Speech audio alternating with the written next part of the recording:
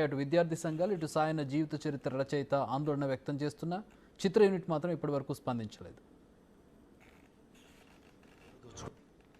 తెలంగాణ రాబిన్హుడ్గా ఉన్న పండగ సాయన చరిత్రనే ఈరోజు పవన్ కళ్యాణ్ గారు హరిహర వీరమ్మల్ అనే పేరుతో తీస్తున్నారనేసి కూడా చాలా క్లియర్ కట్ గా మాకు ఇన్ఫర్మేషన్ వచ్చింది. ఇప్పటికి కూడా మేము ట్రైలర్ వరకు వెయిట్ చేస్తాం.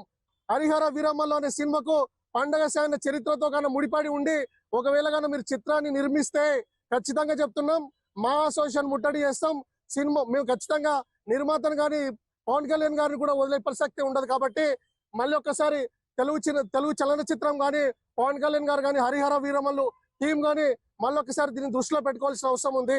మా వీరుల యొక్క చరిత్రను తప్పుడుగా చిత్రీకరించి మా వీరుల యొక్క ఆలోచనలు, ఆదర్శాలను, ఆశయాలను మీరు కమర్షియల్ గా మార్చుకుంటే మాత్రం దానికి తగిన మూల్యం చెల్లించాల్సి ఉంటుంది. కాబట్టి ఖబర్దార్ చెప్తున్నాం, పండగ సాయన జయంతిని ప్రభుత్వం అధికారికంగా నిర్వహించాలనేసి, అట్లాగే ట్యాంక్ బండిపై ఆయన విగ్రహాన్ని ఏర్పాటు చేయాలనేసి, ఆయన జీవిత చరిత్రను పాఠ్యాంశంగా చేర్చి పుస్తకాల్లో అందించాలని, అది మాత్రమే కాకుండా ఉమ్మడి పాలమూరు జిల్లాకి పండగ సాయన జిల్లాగా పేరు పెట్టాలని, అది మాత్రమే కాకుండా పండగ సాయన పేరుతోటి ఒక యూనివర్సిటీని కూడా నెలకొల్పాలనేసి మేము ప్రభుత్వాన్ని డిమాండ్ చేస్తున్నాం. పండుగ సాయనను పాలమూరు జిల్లా ప్రజలంతా తమ కుటుంబ సభ్యుడిగా భావిస్తారని పుస్తక రచయిత బెక్కం జనార్దన్ చెప్పారు. ఆయన గొప్ప పోరాట యోధుడని, నిజాం కాలంలో పేదల శ్రమను దోచుకునే పెత్తందారులకు సింహస్వప్నమన్నారు. పేదల కోసం పోరాడిన పండుగ సాయన్న పేరును మహబూబ్ నగర్ జిల్లాకు పెడితే సముచితంగా ఉంటుందంటున్న జనార్దన్తో మా ప్రతినిధి Shankar Goud face to face. Palamuru పోరాట యోధుల పేరు చెబితే మొదటగా గుర్తొచ్చేది పండుగ సాయన్న. ఆయన చేసినటువంటి సాహసాలు, ఆయన చేసినటువంటి ఎన్నో కార్యక్రమాలు కూడా ఇప్పటికీ చరిత్రలో భద్రపరచబడి ఉన్నాయి. పాలమూరు ప్రధానంగా పండుగ సాయన్నకు ఆయన సొంత గ్రామంగా కూడా చెప్పుకుంటారు. ప్రజెంట్ మన దగ్గర ఈ యొక్క ఆయనకు సంబంధించినటువంటి మరిన్ని అంశాలు తెలుసుకోవడానికి బెక్కం జనార్దన్ గారు దాని మీద పుస్తకం కూడా రాశారు. ఆయన కాపీరైట్స్ కూడా దాన్ని పూర్తి స్థాయిలో సంపాదించుకున్నటువంటి వ్యక్తి. ప్రజెంట్ మనతో ఆయన ఉన్నారు, ఆయనతో మాట్లాడదాం. సార్ చెప్పండి సార్, పండుగల సాయన్న పేరు చెప్పగానే మొదటగా గుర్తొచ్చేది పాలమూరు. ఇంత పేరు రావడానికి ప్రధాన కారణం ఏంటంటే ఏం చెప్తారు? అతను పేదల పక్షాన నిలబడ్డాడు. పేదలను ఎవరైతే దాచుకొని కేవలం వాళ్ళ స్వార్థం చూసుకుంటున్నారో వాళ్ళకు వ్యతిరేకంగా పోరాడాడు.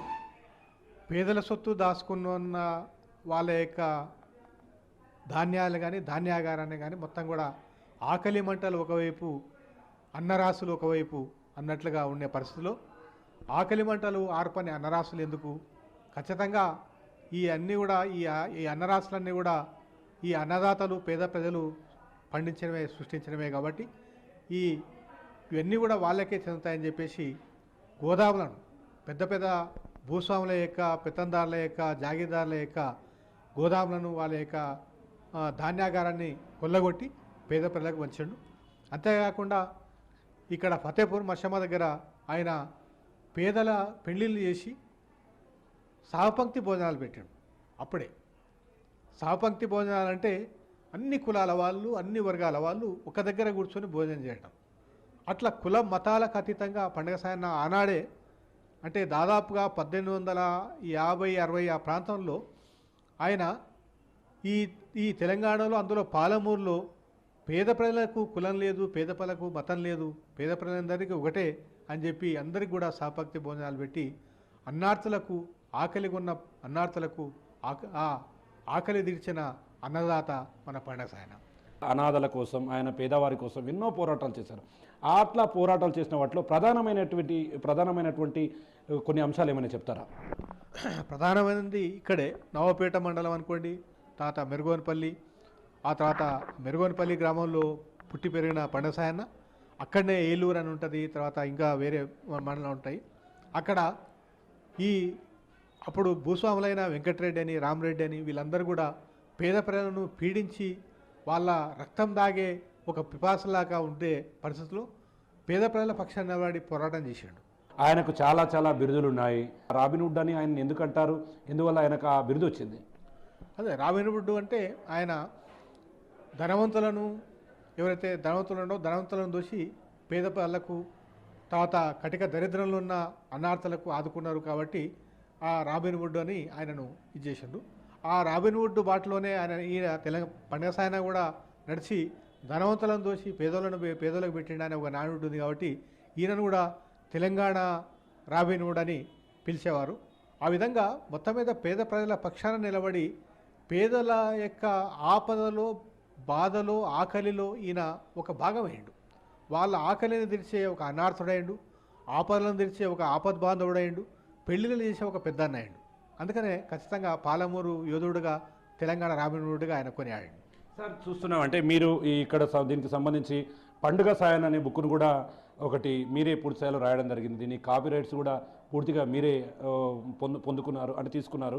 ఓవరాల్గా అంటే దీనికి సంబంధించి ఈయన జీవ చరిత్రను చేస్తున్నప్పుడు ఊర్లో ఉన్నటువంటి ప్రజెంట్ పరిస్థితి ఎట్లా ఉంది, ఆయన ఇంటి పరిస్థితి ఏంది, ప్రజెంట్ అక్కడ వాతావరణం ఎట్లా ఉంది?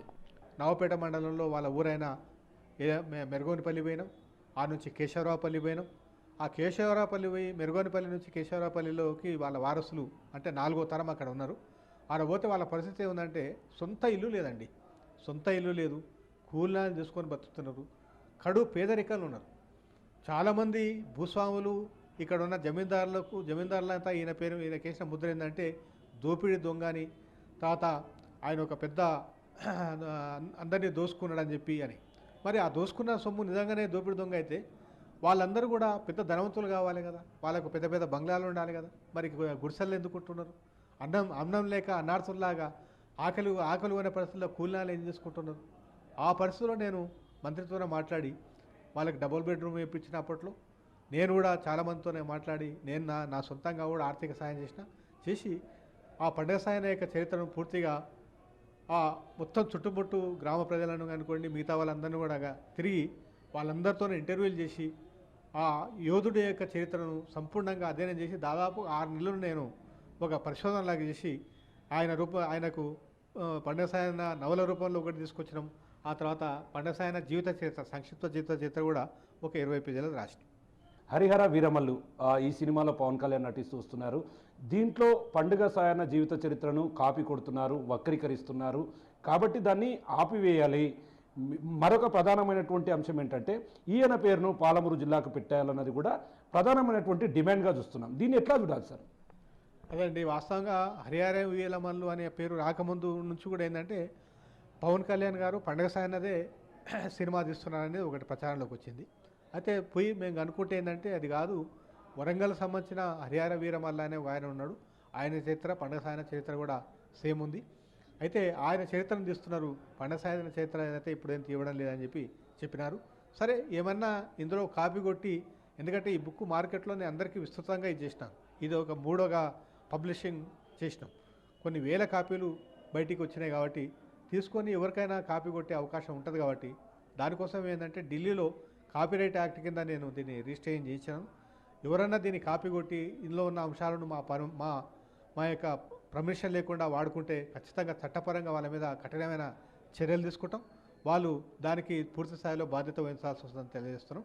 రెండోది, పండుగ సాయన్నకు ఈ జిల్లాకు పండుగ సాయన్న పేరు పెట్టడం అనేది సముచితం. ఎందుకంటే ఒక పోరాట యోధుడు. ఒకటే అండి, ఆయన సమాధి ఇక్కడనే వీరన్నపేట దగ్గర ఉంది. ఆయన నా తలకాయ కొట్టేటప్పుడు ఒకటే మాట అన్నారు, అరే సాయన్న, పండుగ సాయన్న మాఫీ మాంగోరే అని. మాఫీ మాంగోరే అంటే క్షమించు అని. తల తిరిగి కింద పడ్డా కానీ తల దించనని చెప్పిండు పండుగ సాయన్న.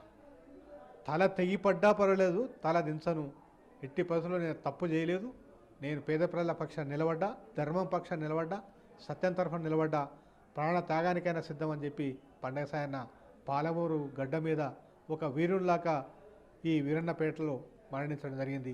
ఆ వీరుణ్ణి పాలమూరు ప్రజలు ఇప్పటికి కూడా వాళ్ళ సొంత కుటుంబ సభ్యుల్లాగా చూసుకుంటున్నారు. ఆయన చరిత్రను, ఆయన యొక్క ఆదర్శాలను, ఆయన ప్రాణత్యాగాన్ని ప్రజలందరూ కూడా ఇప్పటికి కూడా కొనియాడుతున్నారు.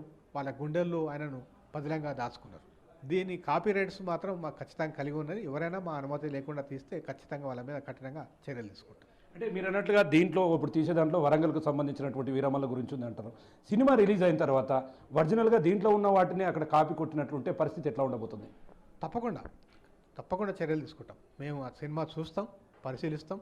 ఇందులో ఉండే కొన్ని పదాలను కానీ, ఇందులో ఉండే అంశాలను కానీ, చరిత్రను కానీ ఏమాత్రం కాపీ కొట్టినా కానీ కాపీరైట్ యాక్ట్ కింద తప్పకుండా డైరెక్టర్ గారి పైన, ప్రొడ్యూసర్ పైన కఠినంగా చట్టపరమైన చర్యలు తీసుకుంటాం.